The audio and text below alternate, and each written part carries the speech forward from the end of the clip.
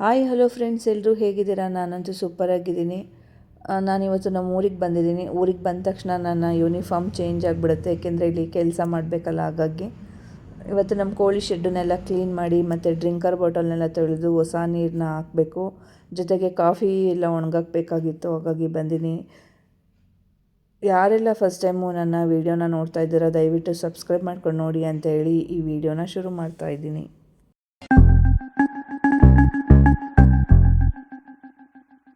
ಇವಾಗ ನೀವು ನೋಡ್ತಾ ಇರೋ ಈ ವಿಡಿಯೋನ ನಾನು ಆಲ್ರೆಡಿ ನಿನ್ನೆ ಶೇರ್ ಮಾಡಿದ್ದೆ. ಅಂದರೆ ಶಾರ್ಟಾಗಿ ಕಾಮಿಡಿ ವೇನಲ್ಲಿ ಹಾಕಿದ್ದೆ. ಕೆಲವರಿಗೆ ಅದು ಇಷ್ಟ ಆಗಿಲ್ಲ, ಏನು ಆ ಥರ ಎಲ್ಲ ಮಾತಾಡಿದ್ಯಾ ಅಂತ ಅಂದರು. ನೀವು ನೋಡಿಲ್ಲ ಅಂದರೆ ಆ ಪ್ರೀವಿಯಸ್ ವೀಡಿಯೋನ ನೋಡ್ಕೊಂಬನ್ನಿ. ನಿಮ್ಗೆ ಏನು ಅನಿಸುತ್ತೆ ಅನ್ನೋದನ್ನು ನಾನು ಕಾಮೆಂಟ್ ಮಾಡಿ. ಮತ್ತೆ ವಿಡಿಯೋನ ನಾನು ಅಪ್ಲೋಡ್ ಮಾಡ್ತಾಯಿದ್ದೀನಿ. ಅಂದರೆ ಕಾಮಿಡಿ ವೇನಲ್ಲ, ನಾರ್ಮಲಿ ನಾನು ಯಾವ ರೀತಿ ಶೂಟ್ ಮಾಡಿದ್ನೋ ಆ ರೀತಿ ಈ ವಿಡಿಯೋನ ನಿಮ್ಮ ಜೊತೆ ನಾನು ಶೇರ್ ಮಾಡ್ಕೊತಾ ಇದ್ದೀನಿ. ಅರಿಶಿಣದ ನೀರನ್ನ ಹಾಕಿದ್ದೀನಿ, ಕುಡಿತಾ ಇದ್ದಾವೆ. ನಾರ್ಮಲ್ ವಾಟ್ರೂ ಹಾಕಿರ್ತೀನಿ, ಎರಡರಲ್ಲಿ ಮಾತ್ರ ಅರಿಶಿಣದ ನೀರನ್ನ ಹಾಕಿದ್ದೀನಿ. ಈ ಥರ ವಾರಕ್ಕೊಂದ್ಸಲ ಕೊಡೋದ್ರಿಂದ ಆ್ಯಂಟಿಬಯೋಟಿಕ್ ಅಂಶ ಅರಿಶಿಣದಲ್ಲಿ ಇರೋದ್ರಿಂದ ಕಾಯಿಲೆಗಳು ಬೇಗ ಬರಲ್ಲ. ಏಯ್, ಇದು ತಿನ್ನದಾ? ಇದು ಪಾಡಿಸ್ಬೇಕಲ್ವಾ ನಿನಗೆ? ಬಿಡು ಬಿಡು. ಮತ್ತು ನೋಡಿ, ಈ ಥರ ಪ್ಲಾಸ್ಟಿಕ್ ದಾರಗಳನ್ನ ಇರೋದನ್ನ ನೋಡಿ ಒಂದು ಸ್ವಲ್ಪ ಅವಾಯ್ಡ್ ಮಾಡಿ. ನಿಮ್ಮ ಒಂದು ಕೋಳಿನ ಸಾಕ್ತಾಯಿದ್ರೆ ಅವುಗಳ ಹತ್ರ ಈ ಥರ ಪ್ಲಾಸ್ಟಿಕ್ ದಾರಗಳು ಬಿದ್ದಿದ್ರೆ ನೋಡಿ ತೆಗ್ದಾಕಿ ಅವಾಯ್ಡ್ ಮಾಡಿ. ಇದು ಗಂಟ್ಲಲ್ಲಿ ಹೋಗಿ ಸಿಗಾಕೊಳ್ಳೋ ಚಾನ್ಸಸ್ ಇರುತ್ತೆ. ನಾನೇ ನಮ್ಮದು 2 ಕೋಳಿಗೆ ಹಾಗೆ ಆಗಿತ್ತು. ನಮ್ದು ಏನಂದರೆ ಪ್ಲಾಸ್ಟಿಕ್ ಸ್ಟೀಲನ್ನ ಇಲ್ಲಿ ಕಟ್ಟಿರೋದ್ರಿಂದ ಅವು ಕುಕ್ಕಿ ದಾರನ ಬರೋ ಹಾಗೆ ಮಾಡ್ತಿದ್ದಾವೆ ನೋಡಿ. ಅದರಿಂದ ಈ ಥರ ಈ ದಾರನ ಎಳ್ಕೊತಾ ಇರ್ತವೆ. ಇದು ಗಂಟಲ್ಲಿ ಸಿಗಾಕೊಡುತ್ತೆ. ನೋಡಿಲ್ಲ ಅಂದರೆ ಮಿಕ್ಸಾಗಿ ಏನಾದರೂ ನಾವು ನೋಡಿಲ್ಲ ಅಂದರೆ ಕೋಳಿಗಳು ಕಳ್ಕೊಬೇಕಾಗುತ್ತೆ ನಾವು. ನೋಡಿ, ಅರಿಶಿಣದ ನೀರನ್ನೆಲ್ಲ ಹಾಕಿ ಹೋಗಿದ್ದೆ, ಅರ್ಧ ಕುಡಿದು ಖಾಲಿ ಮಾಡಿದ್ದಾವೆ. ನೋಡಿ, ಅರಿಶಿಣದ ನೀರನ್ನ ಹಾಕಿದ್ನೆಲ್ಲ ಖಾಲಿ ಮಾಡಿದ್ದಾವೆ. ಈಗ ಫುಡ್ ಕೊಡೋ ಟೈಮು. ಬೇಕಾ ಊಟ ನಿಮಗೆಲ್ಲ? ಬೇಕಾ? ಗೊತ್ತು ತಂದಿದ್ದಾಳೆ ಅಂತ, ಅದಕ್ಕೆ ಹಿಂಗೆ ಆಡ್ತಾ ಇದ್ದಾರೆ. ತಂದಿದ್ದಾಳೆ ಅಂತ ಗೊತ್ತು, ಅದಕ್ಕೆ ಹಿಂಗೆ ಆಡ್ತಾ ಇರೋದು.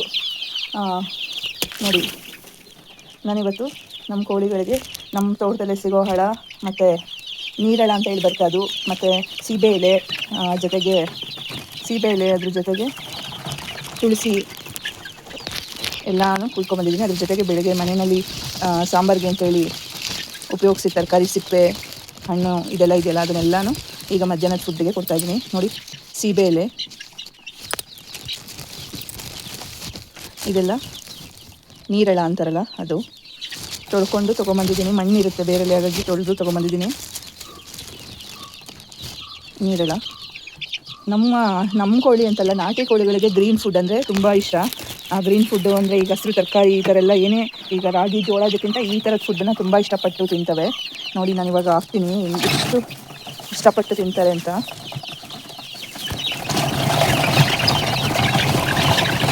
ನೋಡಿ ನೋಡಿ, ಕಿತ್ತಾಡ್ಕೊಂಡು ತಿಂತಾರೆ. ಇಂಥಗಳ್ರು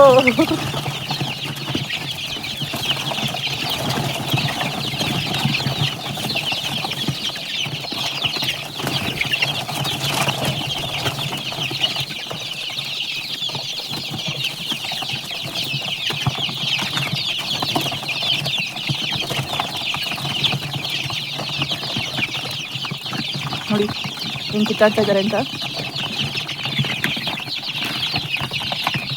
ಬೇರೆ ಫುಡ್ಗಿಂತ ಈ ಥರದ ಫುಡ್ಡನ್ನೇ ತುಂಬ ಇಷ್ಟಪಡೋದು. ಜೊತೆಗೆ ಇದು ನೋಡಿದ್ದು ಮನೆಯಲ್ಲಿ ತರಕಾರಿ ಉಪಯೋಗಿಸಿರ್ತೀವಲ್ಲ, ಅದ್ರದ್ದು ಸಿಪ್ಪೆ ಮಿಕ್ಕಿರೋದು, ಹಣ್ಣು, ಈ ಥರದನ್ನೆಲ್ಲ ನಾಟಿ ಕೋಳಿಗಳಿಗೆ ಹಾಕೋದ್ರಿಂದ ನಮಗೆ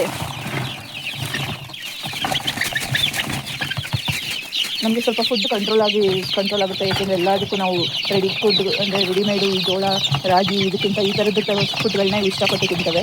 ಮತ್ತು ಈ ಗ್ರೌತಿಂಗು ಚೆನ್ನಾಗಾಗುತ್ತೆ ಇದರಿಂದ.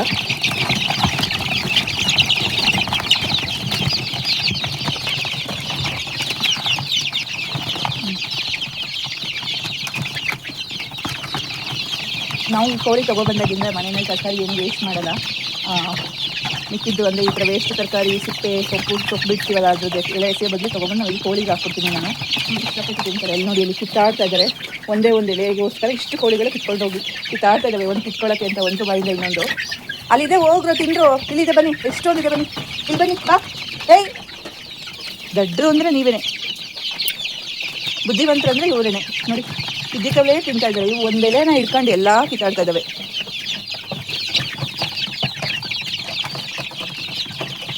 ಬುದ್ಧಿವಂತರು ಅಲ್ಲೇ ತಿನ್ಕೊಂಡು ಅಲ್ಲೇ ಕುತ್ಕೊಂಡು ಅಲ್ಲೇ ತಿಂದು ಹೊಟ್ಟೆ ತುಂಬಿಸ್ಕೊತಾರೆ. ಬೆಡ್ರುಗಳು ನೋಡಿ ಈ ಥರ ಓಡಾಡ್ತಾರೆ ಒಂದು ಎಲೆಗೋಸ್ಕರ, ಒಂದು ಬಾಯಿಂದ ಇನ್ನೊಂದು ಕಿತ್ಕೊಳ್ಳೋದಕ್ಕೆ. ಇದಕ್ಕೆ ಏನು ಮಾಡಬೇಕಂದ್ರೆ 2-3 ಕಡೆ ಸಾಕಿಡ್ಬೇಕು. ಈಗ